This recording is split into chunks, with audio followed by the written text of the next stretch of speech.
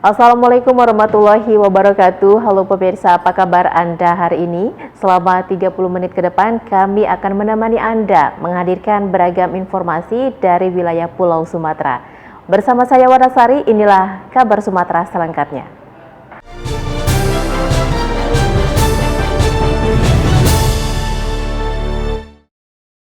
Kabar pertama kami awali dari Kota Medan. Pemirsa, Yayasan Pendidikan Sekolah Trimurni masih tetap eksis sampai saat ini.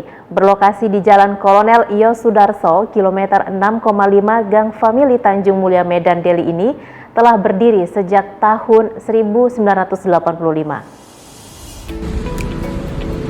Sekolah Trimurni telah terbukti mendidik para siswa-siswi menjadi manusia yang cerdas, kreatif, mandiri, dan berbudi luhur, di mana itu adalah misi dari sekolah Trimurni itu sendiri. Di sekolah yang terdiri dari 2 lantai ini membina tingkat TK, SD, SMP, dan SMA juga telah terakreditasi oleh Badan Akreditasi Nasional peringkat B. Banyak sekali prestasi yang telah diraih di sekolah Trimurni ini, di antaranya mengikuti kejuaraan yang diadakan di tingkat kecamatan, lomba antar sekolah, olimpiade, perlombaan kesenian, dan lain-lain. Menurut Rusni SPD, Kepala Sekolah tingkat TK dan SD, ada beberapa fasilitas yang cukup memadai yang dapat mendukung kegiatan belajar mengajar siswa-siswi sehari-hari.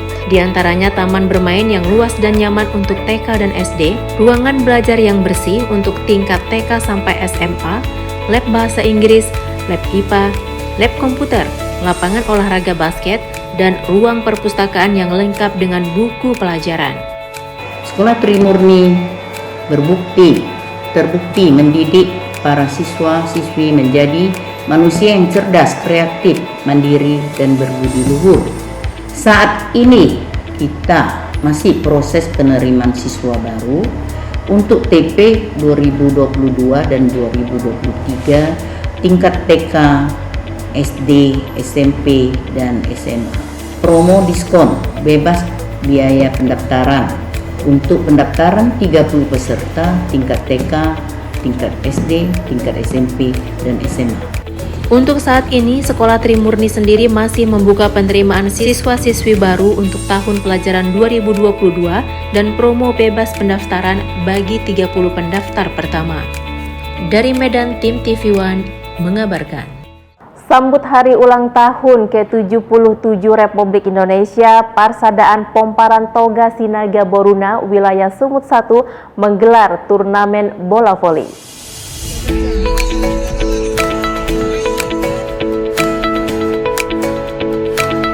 Ketua Parsadaan Pomparan Toga Sinaga Boruna, wilayah Sumut 1, resmi membuka turnamen bola voli cup di lapangan bola voli Kosek 1 Polonia Medan, Sumatera Utara, pada Sabtu 9 Juli 2022.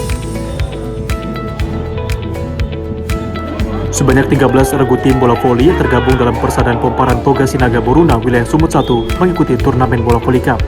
Di antaranya cabang Medan Kota, Medan Baru Polonia, Binjai, Medan Barat, Langkat, Tebing Tinggi, Medan Utara, Medan Amplas, Sergai, Deli Serdang, Medan Sunggal Tutungan, Medan Serdang, dan Medan Timur Perjuangan.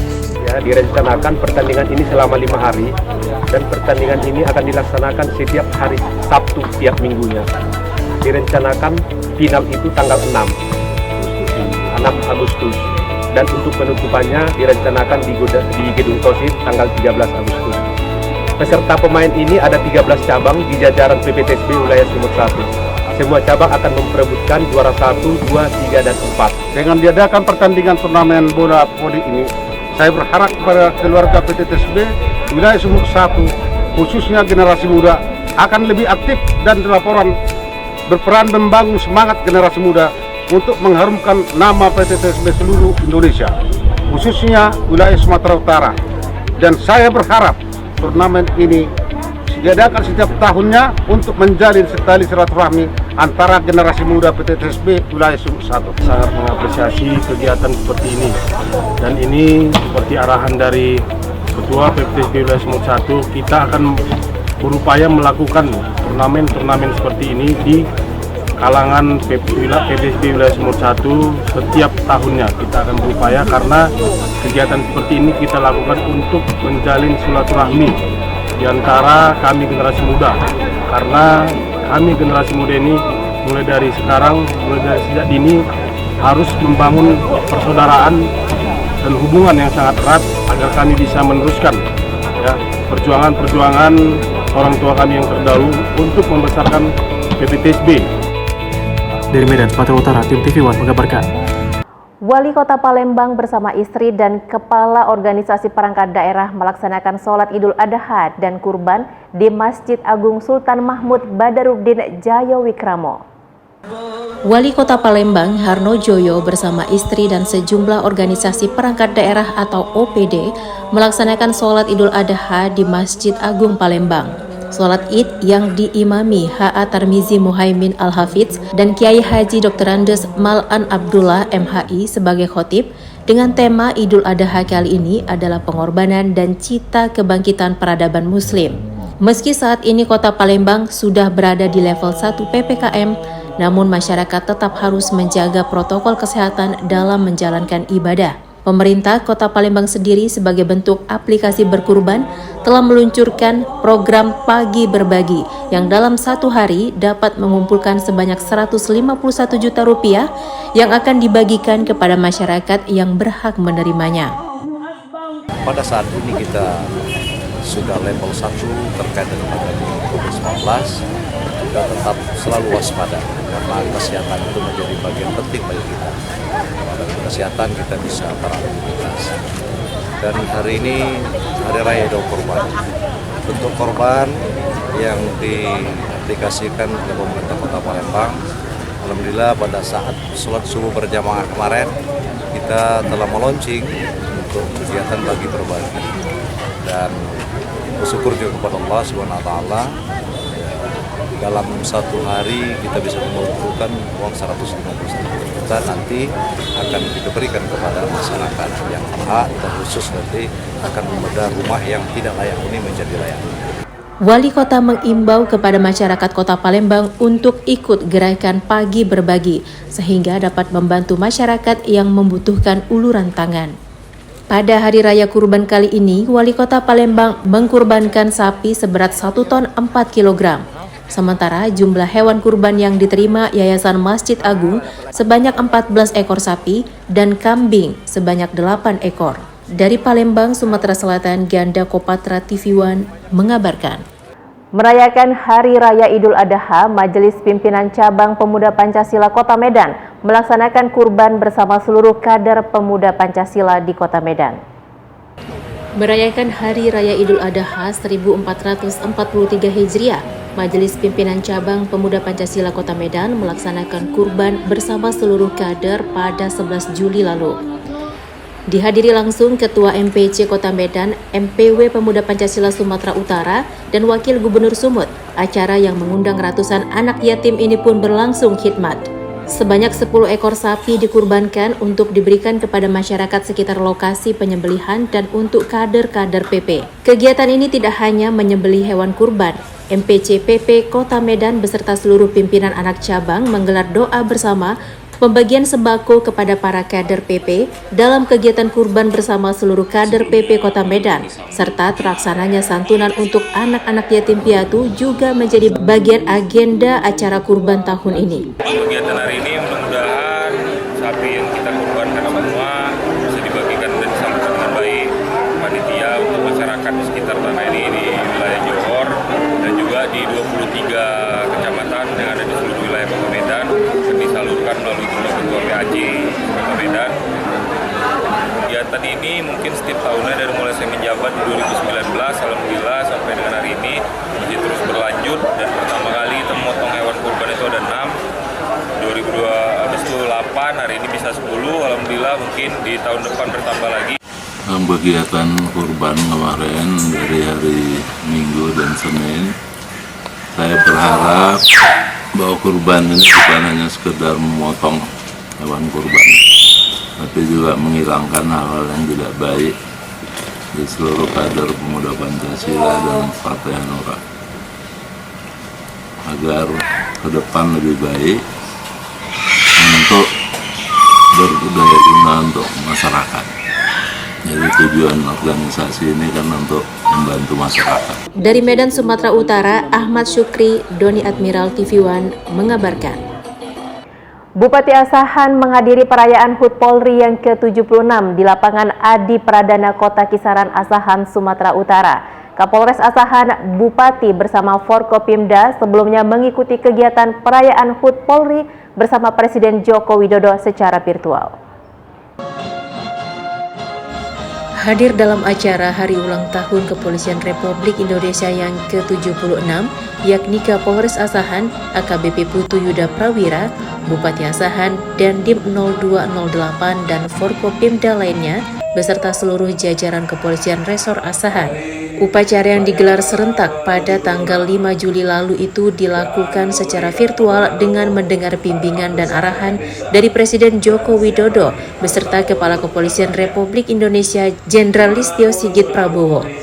Usai mendengar amanat Presiden, kegiatan dilanjutkan oleh Polres Asahan, diantaranya pemotongan nasi tumpeng, memberikan piagam penghargaan kepada personel yang berprestasi, serta kegiatan lainnya.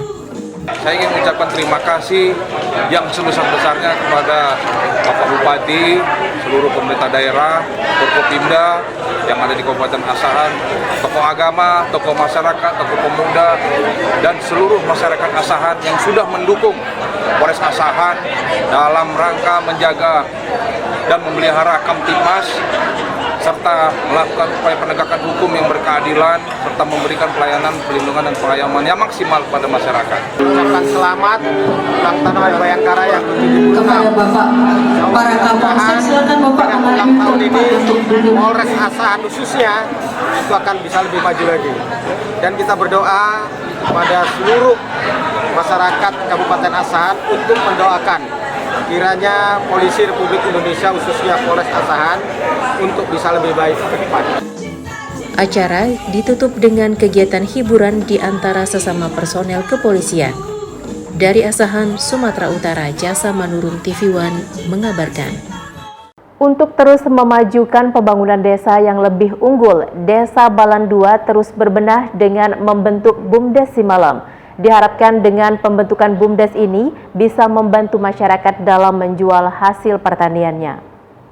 Dihadiri oleh unsur Muspika Kecamatan Tanah Pinem dan pendamping desa serta anggota DPRD Kabupaten Dairi, peresmian kantor baru BUMDes Simalem Desa Balan 2, Kecamatan Tanah Pinem, Kabupaten Dairi berlangsung dengan khidmat. Setelah pemotongan pita tanda memasuki kantor baru BUMDes Simalem Desa Balan 2, kegiatan dilanjutkan dengan ramah tamah dan diskusi untuk memajukan BUMDes dari pihak Muspika dan anggota DPRD Dairi, dari pendamping desa serta para pengurus BUMDes Simalem. Dalam ramah tamah ini diharapkan BUMDes Simalem dapat membantu masyarakat dalam menjual hasil pertanian masyarakat sehingga nantinya harga komoditi unggulan di desa ini yaitu jagung dapat stabil.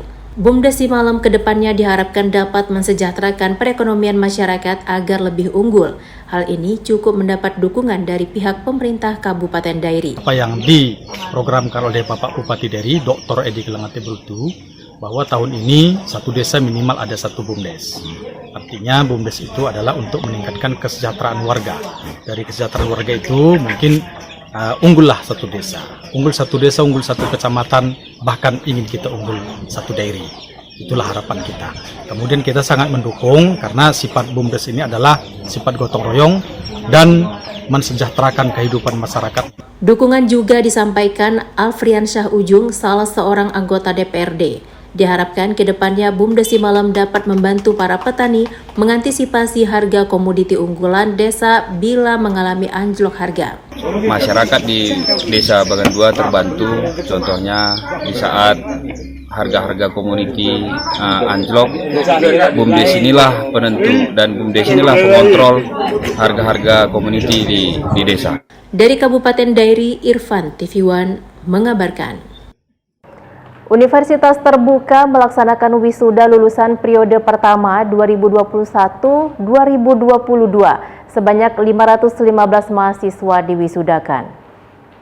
Wisuda lulusan pertama periode 2021-2022 berlangsung di Danau Toba Convention Hall, Jalan Imam Bonjol, Medan, Sumatera Utara. Sebanyak 515 orang diwisudakan, terdiri dari lulusan pendidikan guru sekolah dasar atau PGSD, program master, dan program studi lainnya. Wisudawan periode pertama kali ini merupakan mahasiswa Universitas Terbuka yang ada di Provinsi Sumatera Utara.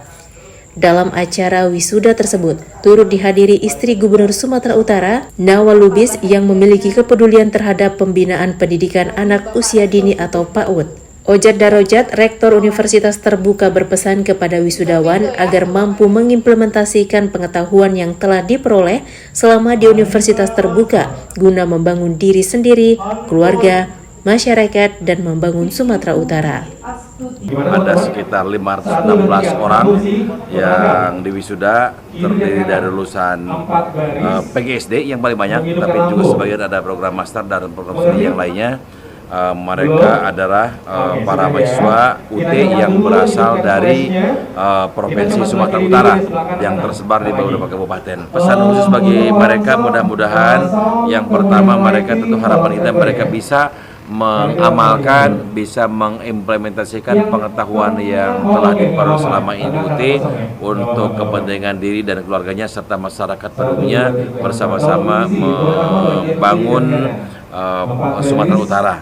Nah, di samping itu juga kami mohon mudah-mudahan mereka bisa menjaga nama baik alma mater, ini sangat penting, dan mudah-mudahan mereka juga bisa menyampaikan kesan-kesan yang positif ke masyarakat supaya nanti akan semakin banyak anggota masyarakat yang bisa melanjutkan studi ke perguruan tingginya melalui Universitas Terbuka. Selain pelaksanaan wisuda, Universitas Terbuka juga melaksanakan penandatanganan kesepakatan bersama mitra baru, baik dari unsur perguruan tinggi swasta atau PTS, instansi pemerintah maupun unsur Ikatan Guru Indonesia.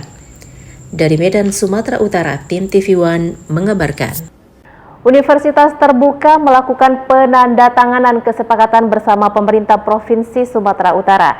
Kesepakatan bersama ini dilakukan untuk meningkatkan sumber daya manusia di daerah ini. Melalui kerjasama ini, Universitas Terbuka akan melaksanakan beberapa program yang akan dijalankan sebagai upaya peningkatan sumber daya manusia. Hal itu diungkapkan Ojat Darojat, Rektor Universitas Terbuka, saat menghadiri kegiatan penandatanganan kesepakatan bersama pemerintah Pemprov Su di Aula Tengku Rizal Nurdin, Medan. Adapun program yang dijalankan pertama, yakni memberikan kesempatan bagi orang-orang yang bekerja di pemerintah Provinsi Sumut untuk mengikuti pendidikan diploma, sarjana maupun magister. Selain itu, Universitas Terbuka juga semakin diterima oleh pemerintah Sumut, baik di tingkat provinsi, kabupaten, kecamatan, kelurahan, hingga ke pedesaan. Di samping itu, Universitas Terbuka berkomitmen dan berkesempatan untuk menyalurkan beasiswa kepada masyarakat Sumut yang ingin melanjutkan pendidikan. Upaya bersama antara UT dengan pemerintahan daerah Sumatera Utara untuk meningkatkan kualitas SDM di sini. Dengan kerjasama ini, insya Allah nanti ada beberapa program yang menurut saya bisa kita lakukan. Nanti mereka bisa kuliah di UT tanpa harus meninggalkan pekerjaannya, tanpa harus meninggalkan keluarganya, gitu kan. Meningkatkan kompetensinya ke jenjang pendidikan yang lebih tinggi, misalkan yang belum S1 bisa ke S1, yang belum S2 bisa ke S2, dan seterusnya sampai dengan S3. Nah, ini merupakan kesempatan yang baik dan UT akan hadir di sini melayani masyarakat sampai ke pelosok tanah air, gitu kan. Nah, ini bisa direalisasikan melalui Universitas Terbuka. Itu yang kita lakukan. Sementara itu, Gubernur Sumatera Utara Edi Rahmayadi menyambut baik hal ini. Edi mengatakan kesepakatan kerjasama ini sangat cocok bagi para pekerja yang tidak memiliki waktu luang dan bisa meningkatkan SDM di Sumatera Utara. Universitas Terbuka merupakan satu-satunya perguruan tinggi negeri yang dirancang untuk mengimplementasikan sistem belajar jarak jauh. Dari Medan, Sumatera Utara, tim TV One mengabarkan. Pada perayaan Idul Adha 1443 Hijriah kali ini, pemerintah Kabupaten Asahan sembelih 101 ekor sapi dan 25 ekor kambing yang dipusatkan di alun-alun kota Kisaran Asahan, Sumatera Utara. Sebelum disembelih, hewan kurban tersebut sudah dilakukan pemeriksaan kesehatan dan bebas dari penyakit mulut dan kuku. Pemerintah Kabupaten Asahan sembelih 101 ekor lembu dan 25 ekor kambing yang dipusatkan di alun-alun kota Kisaran Asahan, Sumatera Utara saat perayaan Idul Adha lalu. Penyembelihan hewan kurban ini dihadiri seluruh instansi terkait Pemkab Asahan dan unsur Forkopimda lainnya. Haji Surya, Bupati Asahan menyampaikan bahwa sebanyak 101 ekor sapi dan 25 ekor kambing sudah diperiksa Dinas Peternakan terkait kesehatan hewan tersebut. Pertama, saya ingin menyampaikan bahwa pada hari ini untuk pemerintah Kabupaten Asahan, pemotongan hewan kurban dipusatkan di alun-alun sebanyak 101 ekor lembu dan 25 ekor kambing. Yang 101 ini 3 ekor dari BKM Masjid Agung Haji Ahmad Bakri. Kemudian yang 98 ini, baik lembu ataupun kambing, kita sudah periksa kesehatannya. Begitu masuk ke lokasi alun-alun, ada petugas kita dari Dinas Peternakan memeriksa apakah terjangkit atau ada indikasi terserang penyakit mulut dan PMK. Ya. Ternyata ada 2 yang terindikasi, tapi itu kita ada pulangkan dan diganti oleh dinas yang terkait. Jadi kondisi ternak di sini semua dalam keadaan sehat, bebas dari PMK. Pemkab Asahan berharap momentum Idul Adha kali ini meningkatkan rasa syukur kepada Allah Subhanahu wa Ta'ala, saling peduli dalam hidup bersosial kepada sesama. Dari Asahan, Sumatera Utara, Jasa Manurung TV One mengabarkan. PT Aliyah Rice Agriculture menerima penghargaan Piagam Rekor Muri usai menyembelih 4.000 ekor domba pada perayaan Idul Adha 1443 Hijriah. PT Aliyah Rice Agriculture yang diketuai oleh Muhammad Iqbal Fadlilah Lubis merupakan anak perusahaan dari Aliyah Rice Holdings Private Limited di Singapura, kini telah berdiri di wilayah Sumatera Utara dan terdaftar legal secara hukum. Bergerak di bidang budidaya ternak domba, penjualan akikah, kurban, dan pengembangan mitra ternak di Indonesia. PT Aliyah Rice Agriculture kini sudah memiliki lokasi karantina di Kota Tanjung Balai, tepatnya di Jalan Air Joman. Sebagai pengambil alih pengembangan ternak yang telah melakukan penandatanganan kerjasama atau Memorandum of Understanding dengan Perempuan UMKM Indonesia atau PPUMI, PT Aliyah Rice Agriculture memastikan sudah memasarkan hewan kurban di wilayah Sumatera Utara. Pada perayaan Idul Adha, PT Aliyah Rice Agriculture mendapatkan penghargaan rekor muri dengan penyembelihan hewan ternak terbanyak di Sumatera dengan jumlah 4.000 ekor domba. Sumatera Utara ini geografi strategik posisinya. Jadi untuk kita mengekspor, untuk kita mau keluar masuk antar kota, itu adalah lebih mudah sih permulaan.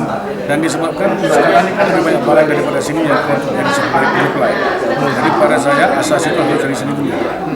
Ya, jadi satu contoh supaya tempat-tempat lain akan bisa terikut sekali. Saya mengharapkan tuh kalau bisa seperti apa yang kita sudah matlakan hari ini ya, supaya bergerak dengan lancar dan supaya bisa lebih banyak wanita bekerja sama kita untuk merealisasikan proyek ini. Melalui MOU ini, PT Aliyah Rice Agriculture bersama PPUMI akan melakukan pengembangan budidaya ternak domba di wilayah Sumatera Utara secara terintegrasi dengan target sekitar 30.000 ekor domba 1 tahun. Dari Medan, Sumatera Utara, Ahmidal Yauzar, TV One mengabarkan. Seorang pengusaha kapal di Batam, Kepulauan Riau mengeluhkan tagihan jasa labuh tambat kapal sebesar 34,6 miliar rupiah dari BP kawasan. Pengusaha tidak terima karena kapal tersebut masih dalam status sita jaminan dalam hukum. Badan Usaha Pelabuhan atau BUP BP Batam Kepulauan Riau menagih biaya labuh tambat atas MV Senyaha yang berlangsung sampai tanggal 30 April 2019 sebesar 34,6 miliar rupiah. Togu Simanjuntak, Koordinator PT Asta Samudra selaku agensi kapal MV Senyaha S menyayangkan tindakan yang dilakukan oleh pihak BUP BP Batam tersebut. Togu menyebut berdasarkan Permenhub nomor 77 tahun 2016 pasal 1 angka 6 bahwa kapal yang tidak melaksanakan kegiatan niaga dan sebagainya maka tarif PNBP biaya jasa labuh dan tambat hanya dapat dikenakan pada kapal yang melakukan kegiatan atau bersifat komersil. Sedangkan yang tidak melakukan kegiatan atau non-komersil tidak dapat dipungut BNBP biaya jasa labuh dan tambat. Menagihkan 34 miliar. Loh, kita tanya, ini 34 miliar ini apa? Gitu loh. Karena ada statement dari Pekosen tuh hanya sampai 2014 tagihan itu keluar gitu loh. Adanya docking. Kemudian 34 miliar. Kapal ini kan dalam posisi sita dari bulan Juni tanggal 24 2016 sampai detik ini kapal tersebut masih sita. Itu bagaimana hitungannya? Nah, kemudian itu yang kedua ya. Kita kembali lagi pertanyaan-pertanyaan. Perinciannya mana? Kita tidak terima perincian itu. Dan ada 2 perincian yang memang ada barcode, tetapi tahunnya 2019. Ada satu lagi, tidak ada barcode, tidak ada rinciannya apa gitu. Hingga kini PT Asta Samudra masih menunggu arahan dari kuasa hukum mereka untuk langkah selanjutnya. Pihaknya juga berharap agar masalah ini bisa diselesaikan lewat bukti-bukti yang ada dan dengan cara yang benar. Jadi saat ini kita masih berlakukan bahwa itu kita tagih, kita hitung full. Karena memang landasan aturan kita belum menemukan apabila kapal urusannya perdata ke perdata itu dibebaskan. Kecuali memang apabila nanti ada peraturan-peraturan yang bisa disampaikan kepada kami. Tentunya kita ini kan penyelenggara pelabuhan ya, harus mengikuti aturan yang berlaku. Nah sekarang pertanyaannya, kenapa itu kita tagihkan? Karena yang berlaku menurut kita, seperti itu. Dari Batam, Kepulauan Riau, Alboin TV One mengabarkan. DPD Angkatan Muda Pembaharuan Indonesia Sumatera Utara menyembelih sebanyak 9 ekor lembu dan 3 ekor kambing tahun ini. Panitia menyediakan sebanyak 800 kupon untuk dibagikan kepada masyarakat. Dalam rangka perayaan Hari Raya Idul Adha 1443 Hijriah, DPD Angkatan Muda Pembaharuan Indonesia Sumatera Utara melaksanakan penyembelihan 12 ekor hewan kurban yang berlangsung di kantor DPD Ampi Sumut, Jalan Palang Merah, Medan, Minggu kemarin. Ketua Panitia. Hewan kurban terdiri dari 9 ekor lembu dan 3 ekor kambing. Penyembelihan disaksikan langsung Ketua DPD Ampi Sumut, David Luther Lubis, serta seluruh panitia, kader Ampi Sumut dan masyarakat yang tampak antusias melakukan penyembelihan.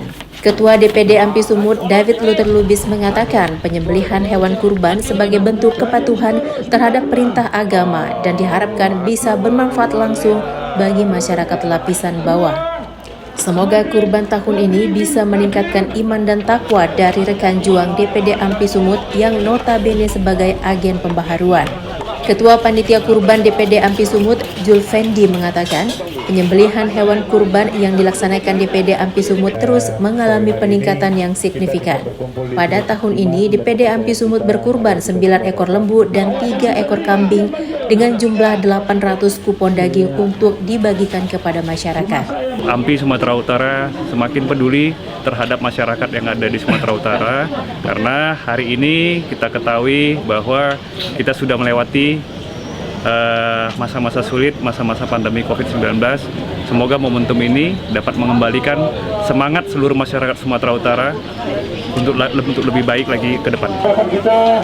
Jadi tentu mulai pertama 4 tahun yang lalu itu adalah 5 ekor, kemudian naik menjadi 6 ekor, tahun kemarin 7 ekor, alhamdulillah tahun ini menjadi 9 ekor. DPD Ampi Sumut bertekad akan terus menambah jumlah hewan kurban pada tahun depan, sehingga Ampi tetap menjadi agen pembaharuan yang terus memberikan kontribusi positif untuk masyarakat di Sumatera Utara. Dari Medan, Fahmi, TV One mengabarkan. DPRD Kota Medan menggelar rapat paripurna dengan agenda penyampaian nota pengantar kepala daerah terhadap Ranperda Kota Medan tentang pengelolaan keuangan daerah. Dewan Perwakilan Rakyat Daerah Kota Medan menggelar rapat paripurna dengan agenda penyampaian nota pengantar kepala daerah terhadap Ranperda Kota Medan tentang pengelolaan keuangan daerah. Rapat paripurna dibuka oleh Ketua DPRD Kota Medan, Hashim, didampingi Wakil Ketua Rajudin Sagala, Bahrumsa, serta anggota DPRD, dan turut hadir Wali Kota Medan, Bobi Nasution, Wakil Wali Kota Aulia Rahman, dan pimpinan OPD serta camat sekota Medan. Dalam nota pengantarnya, Wali Kota Medan Bobi Nasution mengatakan perlunya peraturan daerah Kota Medan yang mengatur tentang pengelolaan keuangan daerah. Pengaturan pengelolaan keuangan daerah ini dapat mewujudkan 3 pilar pokok pengelolaan keuangan daerah yang baik, yaitu transparansi, partisipasi, dan akuntabilitas. Bobi juga menyampaikan melalui Ranperda ini nantinya Pemko Medan bersama-sama dengan DPRD Medan mampu menciptakan sistem pengelolaan keuangan daerah yang lebih sesuai dengan keadaan dan kebutuhan yang real dengan tetap mempedomani peraturan perundang-undangan yang lebih tinggi. Ketua DPRD Kota Medan Hasim mengatakan adanya peraturan tentang pengelolaan keuangan daerah. Kedepannya pemerintah daerah Kota Medan harus memiliki manajemen pengelolaan keuangan daerah yang semakin lebih baik.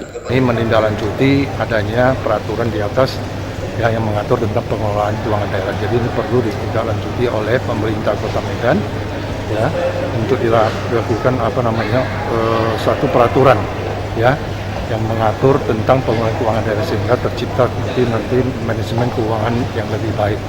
Rapat paripurna ditutup dengan penyerahan nota pengantar Ranperda Kota Medan yang disampaikan Wali Kota kepada Ketua DPRD Kota Medan. Dari Medan, Fahmi, TV One mengabarkan.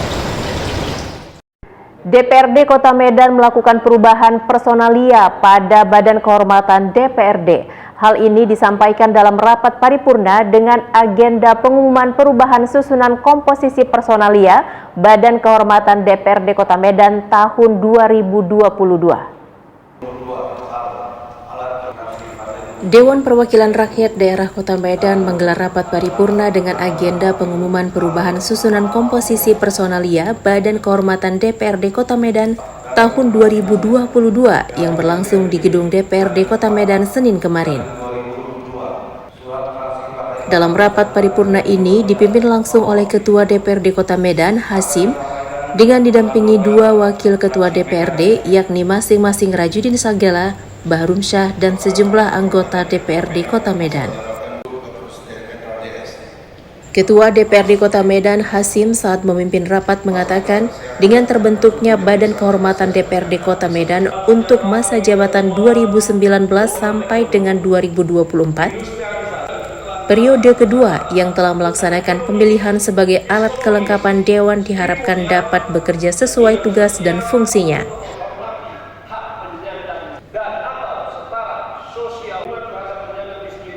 Hasyim menyampaikan adapun personalia Badan Kehormatan DPRD Kota Medan yakni Robi Barus dari fraksi PDI Perjuangan, Suryanto dari fraksi Partai Gerindra, Rudianto dari fraksi PKS, Modesta dari fraksi Golkar, dan Afif Abdillah dari fraksi Nasdem.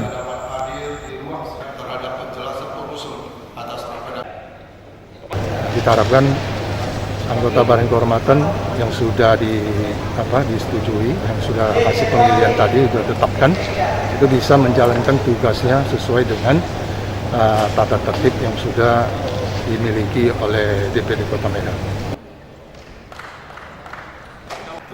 Dari Medan, Fahmi, TV One mengabarkan. Dewan Perwakilan Rakyat Daerah Kota Medan menggelar rapat paripurna dengan agenda penjelasan pengusulan DPRD Kota Medan atas Ranperda Kota Medan tentang perlindungan terhadap penyandang disabilitas dan lanjut usia. Rapat paripurna yang berlangsung di gedung DPRD Kota Medan Senin kemarin beragendakan penjelasan pengusulan DPRD Kota Medan atas Ranperda tentang perlindungan terhadap penyandang disabilitas dan lanjut usia. Rapat paripurna dipimpin langsung oleh Ketua DPRD Kota Medan, Hasyim, dengan didampingi 2 wakil Ketua DPRD, yakni masing-masing Rajudin Sagala, Bahrum Syah, dan anggota DPRD Kota Medan. Anggota DPRD Medan, Wong Chun Sen, dalam pidatonya menjelaskan, DPRD Medan segera mengusulkan pembentukan panitia khusus Ranperda tentang perlindungan terhadap penyandang disabilitas dan lanjut usia, di mana permasalahan sosial tentunya harus ditangani melalui sesuatu upaya yang tepat dan terintegrasi. Wong Chun Sen mengatakan berdasarkan rapat Bapemperda dengan perwakilan pendampingan disabilitas dan lansia pada tanggal 30 Mei 2022 lalu, data penyandang disabilitas di Kota Medan sebanyak 248.068 jiwa. Belum ada itu satu payung hukum yang memberikan perlindungan hak-hak mereka. Ya. Nah, kita lihat banyak fasilitas umum ya belum mendukung sepenuhnya untuk ruang gerak dari penyandang disabilitas. Nah, ini harus dipikirkan oleh pemerintah Kota Medan, dan tentu untuk menghadirkan itu perlu satu payung hukum yang jelas ya supaya para disabilitas dan lanjut usia itu mendapatkan pelayanan yang terbaik. DPRD Kota Medan berharap ada payung hukum tersebut, kaum penyandang disabilitas dan lanjut usia dapat merasakan kenyamanan dan fasilitas yang diberikan pemerintah Kota Medan. Dari Medan, Fahmi, TV One mengabarkan. Ketua DPD Angkatan Muda Pembaharuan Indonesia Sumatera Utara, David Luther Lubis, melantik pengurus DPD Angkatan Muda Pembaharuan Indonesia Kota Medan. Sementara itu, Ketua DPD AMPI Kota Medan, Rizky Nugraha, menyatakan AMPI akan terus berpartisipasi aktif berkolaborasi bersama pemerintah Kota Medan. Dengan mengambil tema berampi dimanapun medannya, muda menata Indonesia, pelantikan 170 orang pengurus DPD AMPI Kota Medan masa jabatan periode 2022 sampai 2027 berlangsung di Hotel Santika Medan Kamis siang kemarin. Pelantikan pengurus DPD AMPI Kota Medan yang menjadi forum silaturahmi akbar kader AMPI di Kota Medan dihadiri Ketua DPD Angkatan Muda Pembaharuan Indonesia Sumatera Utara David Luther Lubis, pengurus DPD AMPI Sumut Wali Kota Medan Bobi Nasution, Ketua DPD 2 Partai Golkar Kota Medan Syaf Lubis, Ketua Bidang Sosial dan Budaya DPP AMPI Endi Arrahman Siregar, dan tak luput dihadiri ribuan kader AMPI sekota Medan. Adapun yang baru dilantik pengurus DPP Kota Medan yakni Ketua DPD AMPI Kota Medan Muhammad Rizky Nugraha, Sekretaris Syah Muhammad Parunggit, dan Bendahara Rizky Rizal Dirangkuti. Usai melantik, Ketua DPP AMPI Sumut David Luther Lubis mengatakan DPD AMPI Kota Medan nantinya harus dapat bersinergi dengan masyarakat, partai, dan pemerintah daerah untuk berkolaborasi guna membangun Kota Medan. Tugas yang paling utama untuk Ketua AMPI Kota Medan adalah konsolidasi. Nggak ada resep lain untuk organisasi selain konsolidasi. Kalau konsolidasi tidak dilakukan, percayalah, AMPI tidak seseksi 2019 silam, yang mana AMPI pernah berhasil mendatangkan Bapak Presiden Insinyur Joko Widodo. Seperti disampaikan Ketua DPD AMPI Sumatera Utara, jangan hanya seremoni, sama-sama kita wujudkan mimpi kita, sama-sama kita wujudkan Golkar dan AMPI harus menjadi pemenang pada 2024. Pelantikan pengurus DPP AMPI Kota Medan ini juga merupakan momen salah satu tonggak sejarah karena AMPI ingin berpartisipasi aktif berkolaborasi bersama pemerintah kota, terutama pemulihan ekonomi nasional pasca pandemi COVID-19. Dari Medan, Fahmi, TV One mengabarkan. Mencegah terjadinya abrasi pantai, kelompok tani hutan pesisir sejahtera bersama masyarakat Desa Bagian Kuala, Kecamatan Tanjung Beringin, Kabupaten Serdang Bedagai, menanam ribuan pohon mangrove di bibir pantai.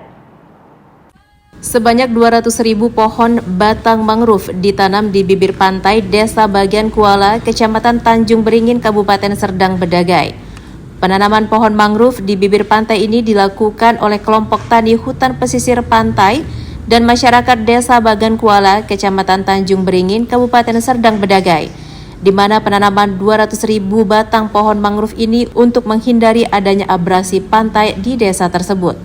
Sedangkan lahan yang tergerus di Desa Bagian Kuala, Kecamatan Tanjung Beringin, Kabupaten Serdang Bedagai, Sumatera Utara, mencapai 3 mil ke depan atau mencapai 300 hektar. Pada siang hari ini, kegiatan kita pemerintahan desa dengan kelompok tani mangrove pesisir sejahtera, pesisir Kuala melakukan kegiatan penanaman mangrove 200.000 pohon untuk penghijauan di Desa Bagian Kuala. Itu di mana kita tanam? Kegiatan akan kita tanam khususnya di Dusun 1 di Desa Bagian Kuala. Harapan ke depannya? Harapan ke depannya dengan kegiatan ini kita bersama elemen instansi terkait yang ada di Kabupaten Kudagai dan masyarakat, kita mau menjaga dan melindungi hutan mangrove yang ada di Desa Bengkuala. Fungsi ke depan hutan mangrove yang kami tanam ini yang pertama-tama yakni untuk menghindari abrasi, yang mana Desa Bagan Kuala ini 3 mil ke depan kemarin sudah tergerus, yaitu lebih kurang luasnya lebih kurang 250 hingga 300 hektar. Mari bersama-sama dari masyarakat Bagan Kuala, juga dari beberapa elemen masyarakat, juga pemerintahan daerah, ayo kita bekerjasama untuk menjaga, melindungi agar supaya mangrove ini dapat ditata dan menjadi ke depan sebagai sumber ekonomi juga. Dari Serdang Bedagai, Sumatera Utara, Ahmad Sukri, Zulfan TV One mengabarkan. Informasi tadi sekaligus menutup program Kabar Sumatera. Jangan lupa update berita terkini lainnya di kanal tv1news.com. Saya Wanasari dan seluruh kerabat kerja yang bertugas mengucapkan terima kasih. Assalamualaikum warahmatullahi wabarakatuh dan sampai jumpa.